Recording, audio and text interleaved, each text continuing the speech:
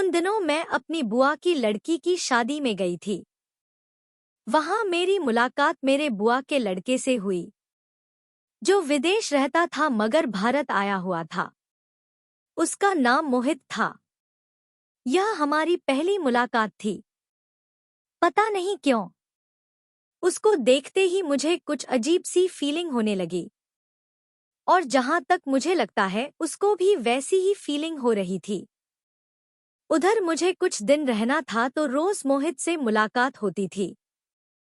मेरी उससे बातचीत भी होने लगी थी। हमारे बीच कुछ मधुर और आत्मीय संबंध बन गए थे।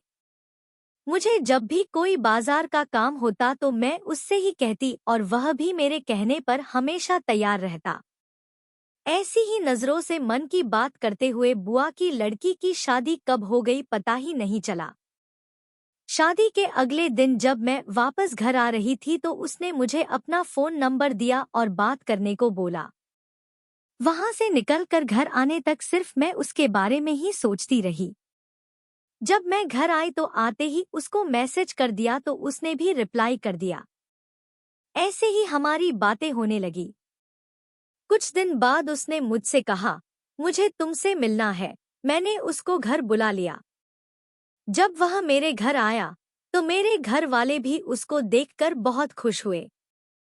शाम को जब वह वापस जाने लगा तो मेरे मम्मी पापा ने कहा तुम कुछ दिन यहीं रुक जाओ, क्योंकि मम्मी पापा को किसी शादी में जाना था और मेरे प्रैक्टिकल चल रहे थे, जिस कारण से मैं मम्मी पापा के साथ नहीं जा रही थी।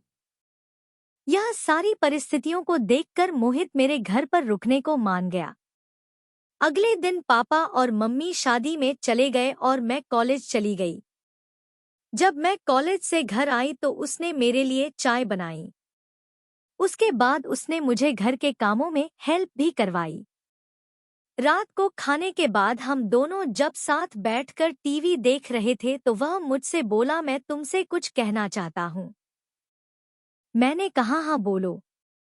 वह बोला, मैं तुमसे प्यार करता हूँ। यह सुनते ही मेरे दिल की धड़कन तेज होने लगी। उसने मेरा हाथ पकड़ लिया और मेरा चेहरा ऊपर करके मुझसे बोला, आई लव यू। मैं तुमसे बहुत प्यार करता हूँ। यह कहकर उसने मुझे गाल पर चूम लिया। मैं शर्म से अपना चेहरा नीचे कर लिया। इससे पहले आज तक किसी ने मुझे छुआ तक नहीं था, पर मैं उसको दूर नहीं कर पाई। आखिर प्यार तो मुझे भी उससे था, पर मैं बोल नहीं पा रही थी। बस अपनी हामी में अपनी आंखें बंद करके उसके साथ बैठी रही। कुछ देर बाद वह खड़ा हुआ और टीवी बंद करके मुझसे बोला, चलो सोते हैं। मैंने भी हामी भर दी और हम दोनों अलग अलग रूम में सोने चले गए। पर उससे अलग होकर मुझे नींद नहीं आ रही थी। लगभग 30 मिनट बाद उसका मैसेज आया, सो गई। मैंने जवाब दिया, नहीं, नींद नहीं आ रही। उसने कहा कि मुझको भी नींद नहीं आ रही है। मैंने लिखा, क्यों? वो बोला, पता नहीं, आज कुछ दिल बेचैन सा है। मैंने समझ लिया कि उसकी हालत भी मेरे जैसी ही हो रही है। तभी मैंने लिखा, किस तरह की बेचैनी है? वह बोला, वो छोड़ो, तुम बताओ तुम्हें नींद क्यों नहीं आ रही है? मैंने लिखा, समझ ही नहीं आ रहा है, आज कुछ अलग सा लग रहा है। उसने एक स्माइल भेजकर लिखा, क्या अलग सा लग रहा है? मैंने लिखा, शायद जो बेचैनी तुम्हें हो रही है उसी तरह से मुझे भी हो रही है। अब बोला, क्या तुम्हारे कमरे में आ सकता हूँ? मैंने भी हाँ बोल दिया। मेरे कमरे में एक सिंगल बेड ही है। जब वह मेरे कमरे में आया तो आकर बैठ गया। पर सर्दी का सीजन था तो मैंने उसको मेरी रजाई में आने को कह दिया। अब हम दोनों एक ही रजाई में आ गए थे। कुछ देर बाद उसने अपने एक हाथ को मेरे कमर में डाला और मुझसे अपनी ओर खींच लिया। मुझे उसका यह खींचना अच्छा लगा और मैंने कोई विरोध नहीं किया। मैं तो ना जाने कब से उसके इस एक्शन की प्रतीक्षा में थी। उसके सीने से लगते हुए मेरी सांसें भारी होने लगी और तभी उसने मुझे धीरे धीरे किस करना शुरू कर दिया, जिसमें मैं भी उसका साथ देने लगी थी। मैं शब्दों में बयां ही नहीं कर पा रही हूँ। हम दोनों एक दूसरे का साथ देने लगे और हम दोनों मिलन की आग में झुलसने लगे। इस वक्त मेरी तो एक समाधि सी स्थिति बन गई थी। शायद ऐसा ही मोहित को भी लग रहा होगा। फिर कुछ पल बाद उसने मेरे होठों को आजादी दे दी और मुझे हाथ का सहारा देकर बैठा लिया। मैं एक कठपुतली की तरह बैठ गई और उसके अगले एक्शन का इंतजार करने लगी।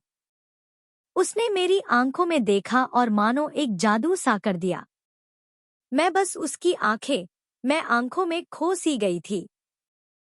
सर्दी अपनी औकात में आ गई थी। हम दो प्रेमियों के सामने हार माननी पड़ी। सर्दी के एहसास का नामो निशान तक नहीं था। अगली सुबह जब हम उठे तो मुझसे उठा भी नहीं गया। उसने मुझे अपनी बाहों में उठा लिया। उसके बाद उसने ही मुझे नहलाया और फिर मेरे कमरे में लाकर लेटा दिया। बिस्तर पर आते ही मुझे नींद आ गई और जब उठी तो एक नया बज रहा था। मैं उठी और बाहर जाकर देखा तो उसने खाना बना लिया था और मुझे उठाने ही आ रहा था। फिर हमने साथ बैठकर खाना खाया और टीवी देखने लगे।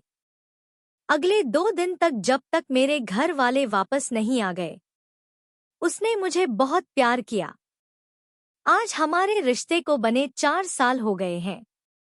वह विदेश से वापस अब भारत में यहीं मेरे शहर में रहने लगा है। जब हम दोनों का मिलन का मन करता है तो या तो वह मेरे घर आ जाता है या मैं उसके घर चली जाती हूँ। दोस्तों, आपको हमारी कहानी कैसा लगा जरूर बताना।